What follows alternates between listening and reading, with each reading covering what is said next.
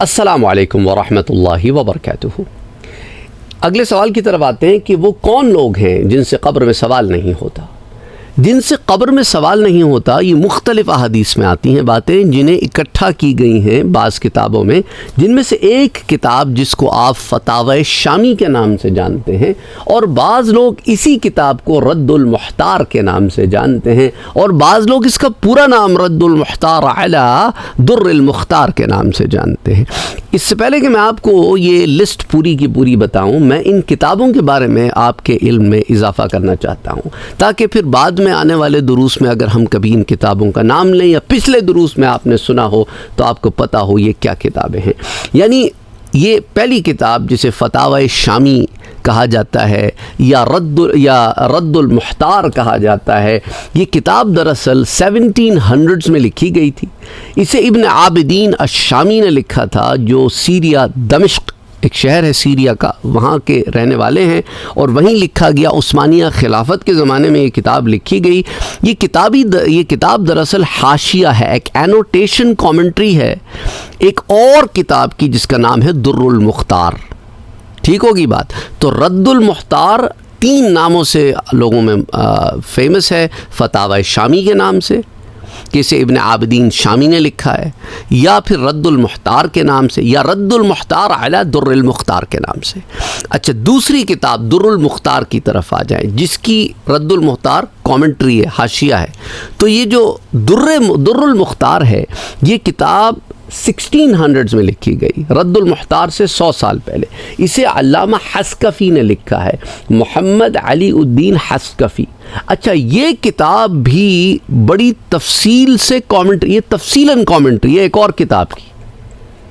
یہ جو در المختار ہے، یہ شرح ہے، شرح کہتے ہیں کامنٹری کو، تفصیل کو، جسی سے ہمارے اردو میں لفظ تشریح نکلا ہے نا، شعر کی تشریح کریں، تو یہ شرح ہے کتاب کی جس کا نام ہے تنویر الابصار۔ اور تنویر الابصار کتاب جو ہے وہ 1500s میں لکھی گئی تھی۔ محمد بن عبداللہ تمرتشی نے اسے دمشق میں لکھا تھا، جو فقیہ ہیں، یہ سارے فقیہ ہیں، یہ سارے جتنے لوگوں کا میں نے آپ سے ذکر کیا، ابن عابدین الشامی ہو گئے، علامہ حسکفی ہو گئے، اسی طرح علامہ تمرتشی ہو گئے، سارے جو ہیں یہ اپنے اپنے زمانے کے فتاوی کے بڑے بڑے علماء ہیں حنفی مذہب میں۔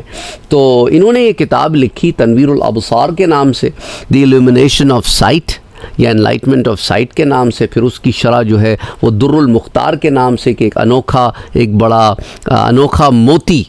پھر اس کی اینوٹیٹو شرح، کہ بھئی اس شرح میں بھی کچھ ایسے نکات تھے جس پہ لوگوں کو جو سمجھ میں نہیں آتے تھے، تو اس کی تفصیل میں پھر رد المحتار لکھی گئی، یعنی راستہ دکھانا اس کو جسے بات سمجھ میں نہیں آتی، اور راستہ دکھانا کس کی طرف؟ در مختار، ایک ایسے موتی کی طرف کہ جو انوکھا موتی ہے۔ تو یہ اس کتاب کا نام اس لیے رد المحتار آیا، یہ راستہ دکھاتی ہے اس شخص کو جو بیفلڈ ہے، اس کتاب کی طرف جو موتی ہے۔ اور موتی جو کتاب ہے رد المختار، در المختار، وہ کتاب جو ہے وہ شرح ہے کس کی؟ تنویر الابصار کی۔ اس کتاب کی شرح ہے جو اپنی ذات میں ایک روشنی ہے ان کے لیے جو دیکھنا چاہتے ہیں، علم کی روشنی۔ بہرحال تو یہ ایک تفصیل ہے جس سے آپ کو پتہ چلے کہ ان علماء، ان فقہاء نے ایک حدیث کی روشنی میں ایک پوری لسٹ تیار کی ہے، مختلف احادیث کو سامنے رکھتے ہوئے، جس میں ان لوگوں کا ذکر آتا ہے جن سے قبر میں سوال نہیں ہوگا۔ اس میں پہلا جو کیٹیگری ہے وہ شہید کی ہے۔ اس میں شہید حقیقی ہے، حکمی نہیں، حقیقی، وہ جو میدان جنگ میں شہید ہوتا ہے۔ شہید حکمی پر بڑی تفصیل سے دروس موجود ہیں، آپ وہ دیکھ سکتے ہیں، ان کی کیا کیا کیٹیگرائزیشن ہے۔ وہ جو شہید کے حکم میں آتے ہیں پر میدان جنگ میں شہید نہیں ہوئے۔ اچھا، اسی طرح ایک وہ ہے جو سرحدوں کی حفاظت کرتا ہے، اس سے بھی قبر میں سوال نہیں ہوتے۔ تیسرا وہ ہے جو تعاون میں یا کسی وبا میں مرا ہو، جیسا کہ آپ جانتے ہیں کہ کووڈ-19 ایک وبا آئی، اس سے پہلے 100 سال پہلے سوائن فلو آیا، ایک وبا تھی ورلڈ وار 1 کے زمانے میں۔ تو ان وباؤں کو بعض علماء نے تعاون کی قید نہیں لگائی، کیونکہ اس زمانے میں تعاون ہی وبا تھی۔ جب حضور صلی اللہ علیہ وسلم اور صحابہ کا زمانہ تھا تو طاعون ایک وبا تھی، اس کے علاوہ دیگر وباؤں کا وہاں پر نہیں ہوتا تھا معاملہ. تو طاعون بمثل کوئی بھی پینڈیمک جو بڑے لارج سکیل پہ لوگوں کو افیکٹ کرتا ہو، اس میں مرنے والا. اور اسی طرح وہ جو طاعون کے زمانے میں کسی اور بیماری سے مر گیا ہو، فوت ہو گیا ہو، اور اس پر پھر اللہ سے اجر کی امید بھی رکھتا ہو، پھر یہ ایک کیٹیگری. پھر وہ جو اللہ کا ولی ہو، اللہ کے اولیاء ہوں، اللہ کے نیک اور مقرب بندے ہوں. صدیق ایک کیٹیگرائزیشن ہے نا، جو شہید سے بھی اوپر کیٹیگری آتی ہے. تو ایک تو عام کیٹیگری ہے صالحین کی، پھر اس کے بعد شہداء ہیں، پھر صدیق ہے، پھر اللہ کے انبیاء اور رسول ہیں. بہرحال اسی طرح الاطفال یعنی بچے، چاہے کسی کے ہوں، کافر کے، ہندو کے، بدھ مت کے ماننے والے کے، سکھ، کسی قوم و مذہب، مسلمانوں کے علاوہ جو باقی جو ہیں لوگ، ان سب کے وہ بچے، کیونکہ وہ ان کے ابھی نامہ اعمال ہی نہیں کھلا، تو وہ بھی جو ہے قبر میں ان سے بھی سوال نہیں ہوگا. اور وہ انشاءاللہ تعالیٰ پھر حضرت ابراہیم علیہ السلام کی معیت میں ہوں گے. اور پھر روز محشر پھر انہیں جب جنت میں داخل کیا جائے گا قیامت کے دن کے بعد، تو پھر وہ جوانی کی حالت میں جنت میں داخل ہوں گے. ہاں، مسلمان ماں باپ جو ہیں، ان کے بچے جو ہیں وہ یہ کہیں گے، اپنے رب سے شفاعت کریں گے کہ باری تعالیٰ میں اس وقت تک جنت میں نہیں جاؤں گا جب تک اپنے ماں باپ کو ساتھ نہ لے جاؤں. اچھا، یہ جن بچوں کا میں ذکر کر رہا ہوں، اس میں ہر قسم کا بچہ ہے جس کے اندر روح آ گئی ہو اور ماں کے پیٹ میں مر گیا ہو. وہ اپنی ایمبلیکل کارڈ گھسیٹتے ہوئے چل رہا ہوگا اس دن. اور ایمبلیکل کارڈ وہ جو کارڈ ہوتی ہے نا، جو ٹیوب بچے کی ناف کے ساتھ جو لگی ہوتی ہے جب وہ ماں کے پیٹ میں ہوتا ہے، تو جب باہر نکالتے ہیں تو وہ ایمبلیکل کارڈ کٹ کرتے ہیں نا، تو وہ چونکہ ماں کے پیٹ میں ہی فوت ہو گیا ہوگا، وہ اسی حالت میں ہوگا کہ اپنے ماں باپ کو میں شفاعت دلاؤں گا اور پھر جنت میں جاؤں گا. تو وہ تک وہ بھی، اور جو پیدا ہونے کے بعد بچے فوت ہو گئے، جو بھی پیوبرٹی سے پہنچنے، اور پیوبرٹی کوئی ایج نہیں ہے، یاد رکھیں. بعض لوگوں کو پیوبرٹی 12 سال میں ہو جاتی ہے، کسی کو 10 سال میں ہو جاتی ہے، کسی کو 15 سال میں ہو جاتی ہے.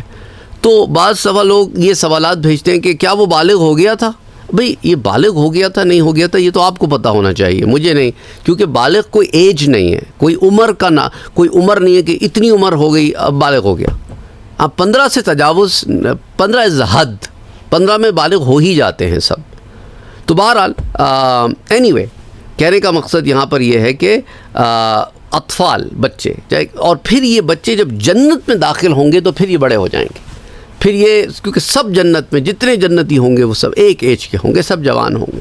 تو یہ بچپن ان کا صرف روز محشر تک ہے، پھر جنت میں داخل جوانی ہے، پھر ان کی شادی ہوگی وہاں پہ، کیونکہ وہ بچیاں جن کی یہاں شادی نہیں ہوئی ان سے ہوگی، جن مردوں کی شادیاں نہیں ہوئیں، تو وہ اپنی زوج کے ساتھ جنت میں داخل ہوں گی، وہ خواتین اپنے، اور مرد اپنی زوجہ کے ساتھ داخل ہوں گے.